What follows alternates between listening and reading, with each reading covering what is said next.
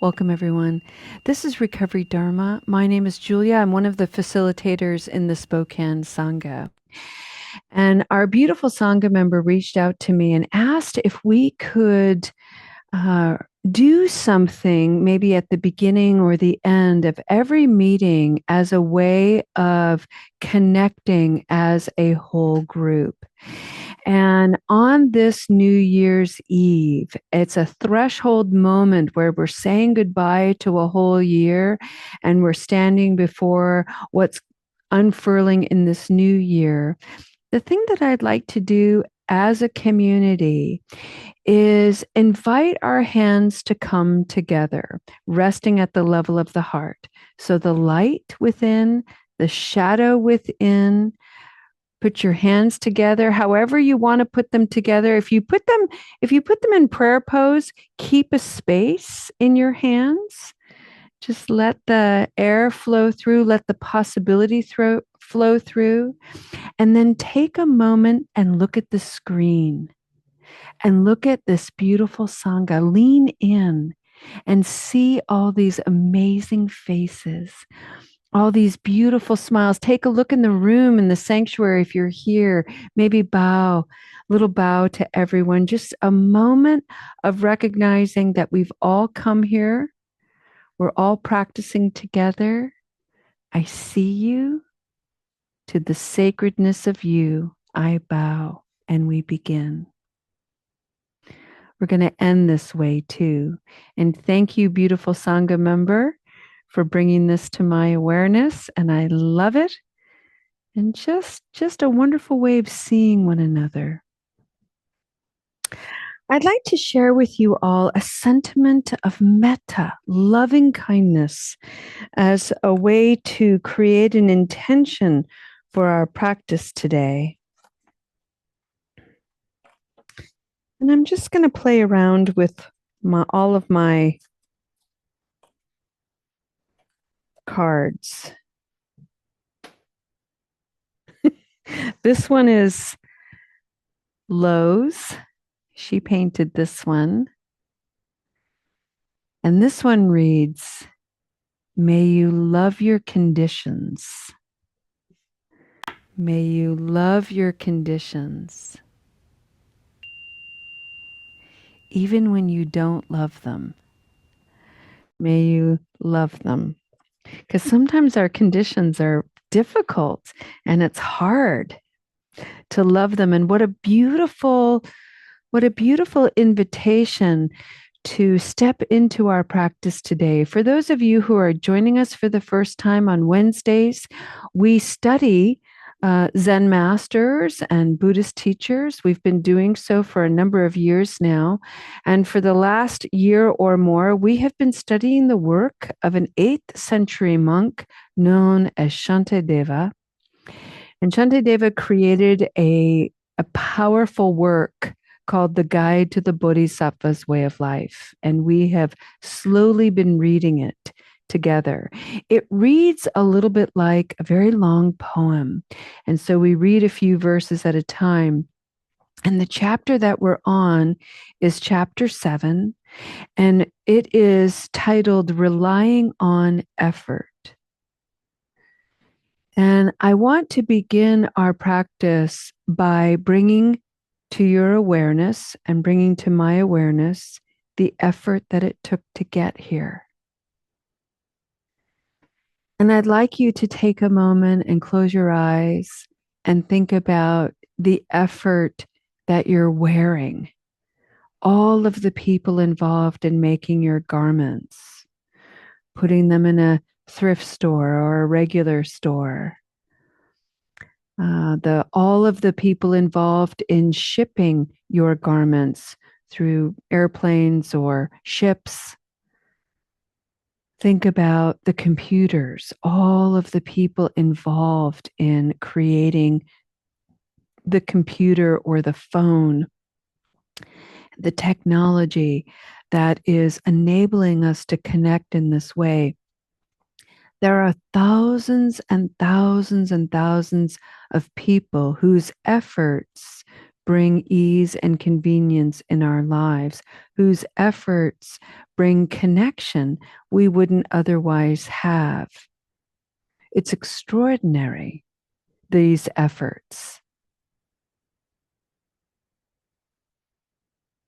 We depend on them, we rely on them, and likewise, our efforts become things, actions, ways of being that others rely on. Showing up to a recovery meeting is an effort. It's a great effort. Some people drive a distance, some people have to negotiate work, some people have to negotiate families. Computer time, phone time, the whole thing. It's a lot. So it's no small thing to be here. And I'd like to bring into that reflection gratitude for all the people who are here today, all the people we'll never meet and will never know, thousands of them, tens of thousands probably, and yet they're here with us right now.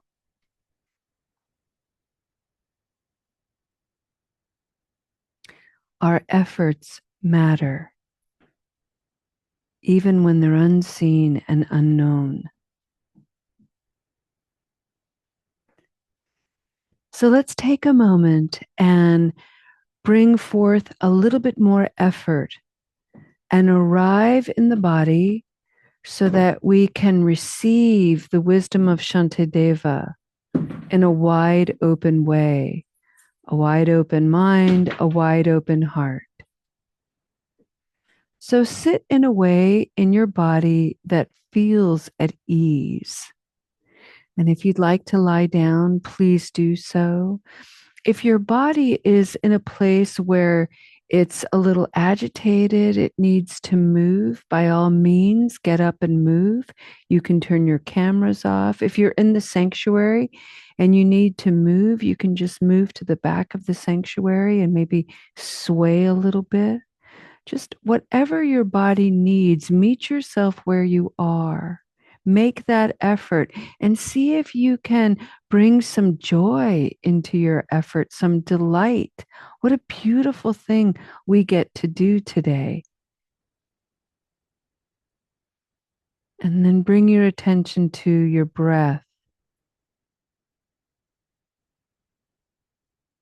and breathe. Breathe with a little bit of intentionality.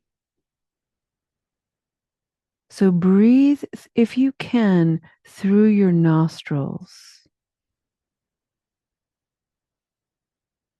And as you exhale, allow the exhalation to exit via the mouth.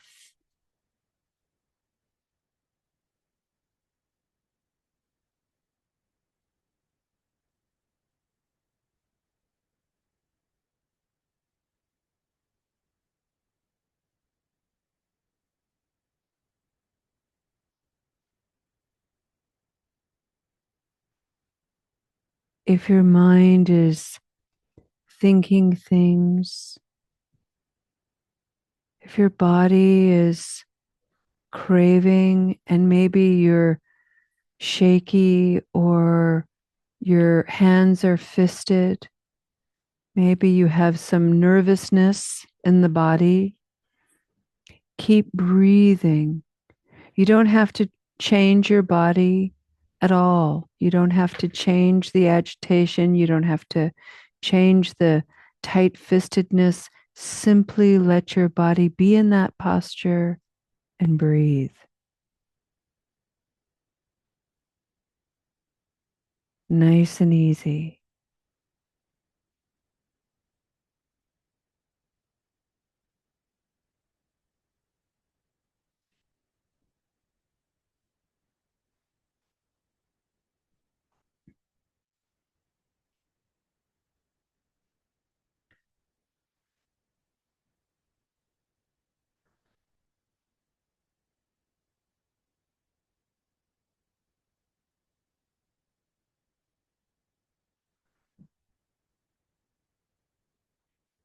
Beginning tomorrow, We're going to embark on a year-long study in our Recovery Dharma practices of the foundation of Buddhist practices and principles, namely the Four Noble Truths and the Noble Eightfold Path. The first noble truth is the recognition that as human beings, we experience misery, discomfort, dissatisfaction. And one of the reasons for that is the second noble truth, the conditions, which is usually where we're trying to grasp at something and bring it closer to us and cling to it. And if we're not doing that, we're pushing something away in aversion. And one of the best visual teachers of that behavior is if you have a necklace or even watching the base of a wind chime, as you push it away, it will arc back toward you. So what you push away will come toward you. And what you try to cling to and bring close to you will inevitably arc away from you. So there's folly in this grasping and rejecting action that we as humans tend to do. And the practice is to see this volley, this back and forth motion, and try to find some harmony. But trying to find that harmony is effort. The recognition of I'm in aversion or I'm in grasping and clinging is effort. And sometimes the effort's painful and sometimes it's pleasant. If it's painful, we want to avoid it. If it's pleasant, we want to hold on to it. And there's the practice. That's the effort, friends. So this is what Shantideva has to say about it. He writes, I wish for higher attainments without having to make any effort. Permanent freedom without having patiently to endure any pain and to remain like a long life God while living in the jaws of death. How foolish I am. When death comes, I shall be overwhelmed by suffering. By depending upon this boat-like human form, we can cross the great ocean of suffering, since such a vessel will be hard to find again. This is no time to sleep, you fool.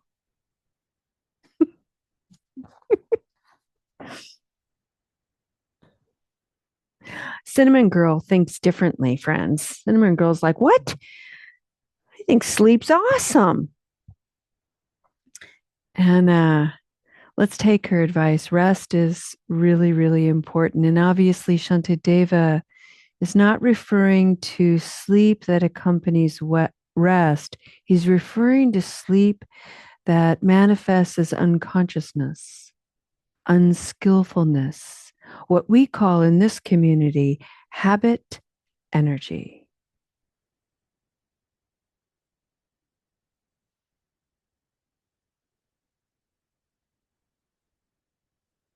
We are here to awaken to our habits, the ways that we grasp for pleasant things that we hope will get rid of the unpleasant things.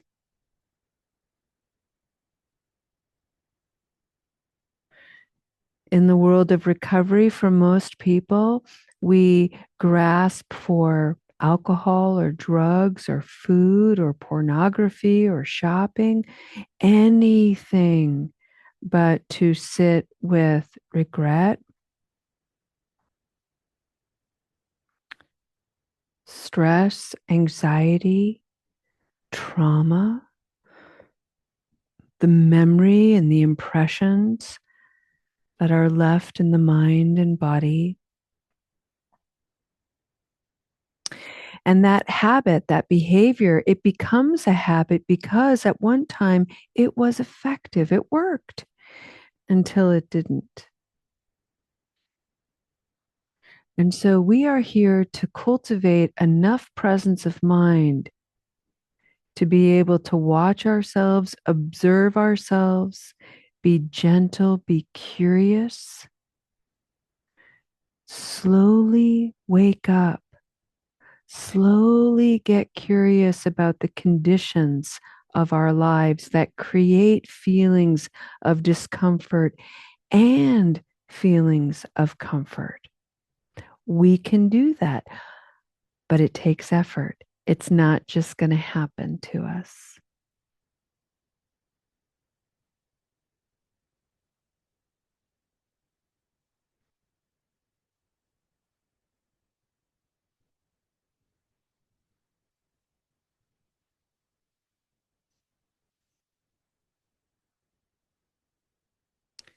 This is an invitation, this threshold moment, to examine your effort for the past year.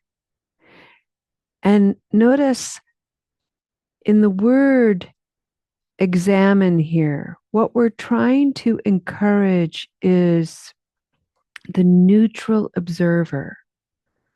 We are bestowing that neutral observer with a little bit of power to simply take notes.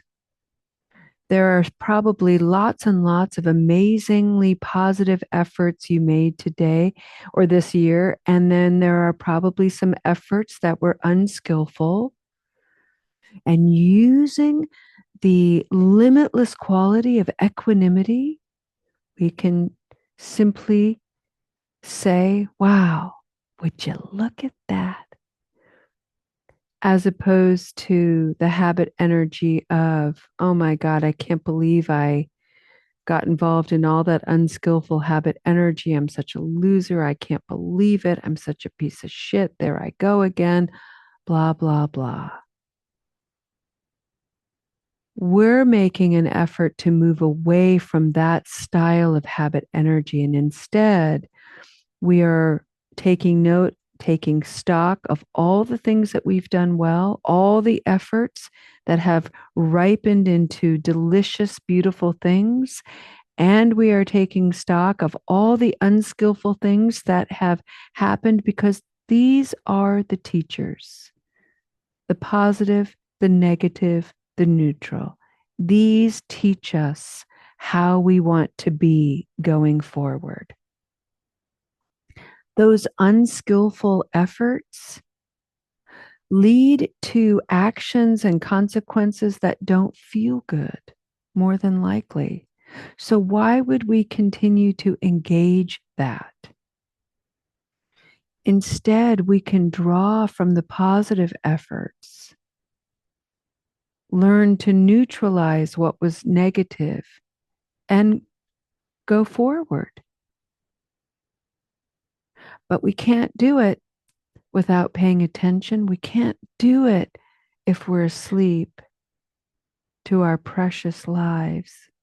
We can't do it if we don't show up. We have to make the effort.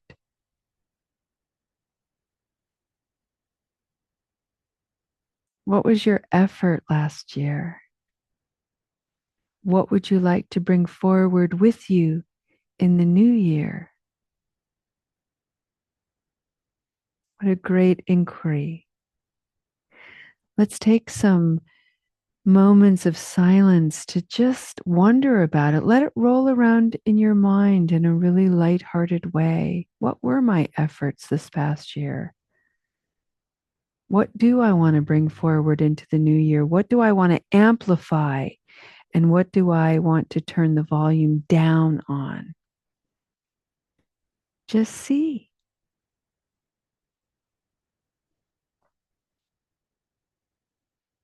Enjoy this practice.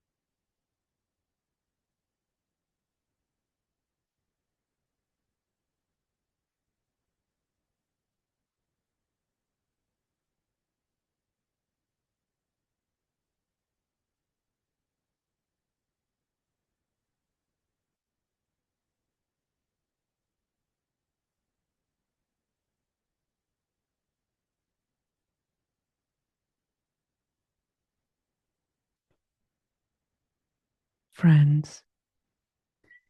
Let's end our practice today with a mantra. And I'll repeat it 3 times.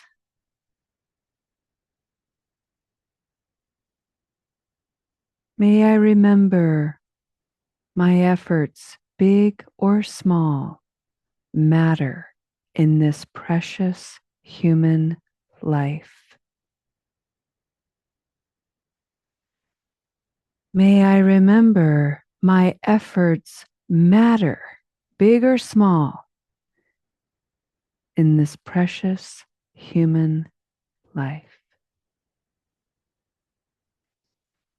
May I remember my efforts, big or small, matter in this precious human life.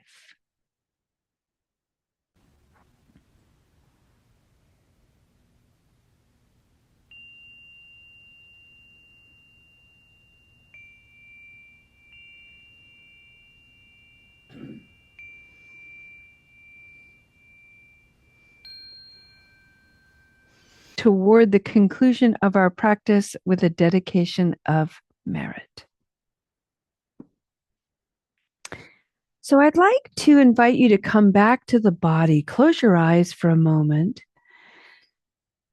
And today we were so privileged to share this space with a couple of new people.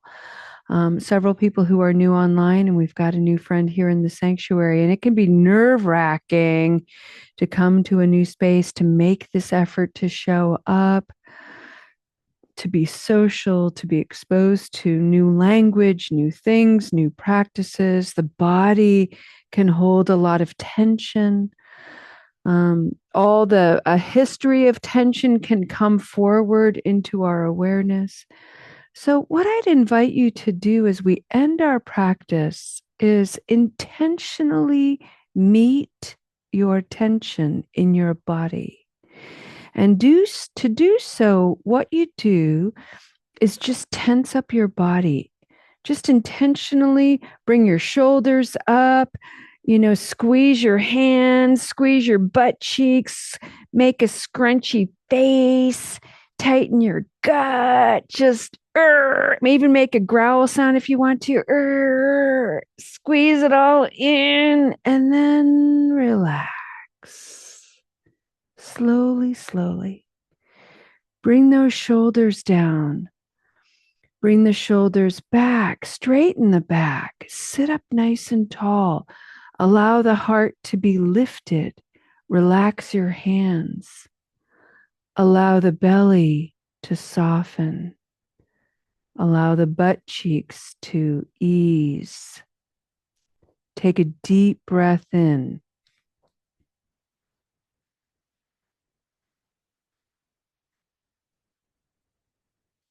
Allow your exhale slowly out.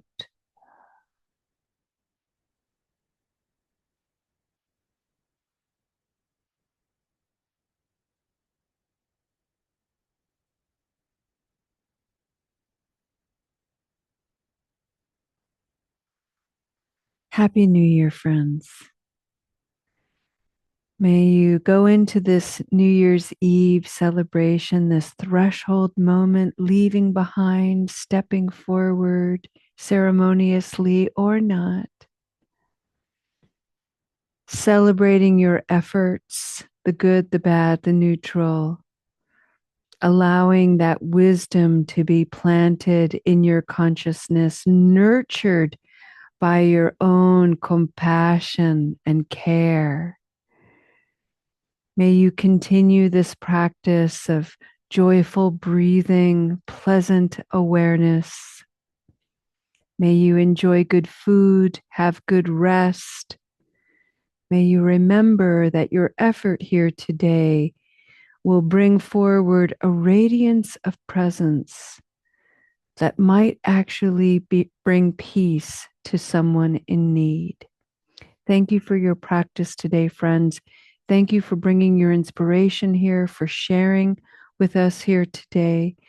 And we'll see you next time. We'll see you in the new year tomorrow. Namaste.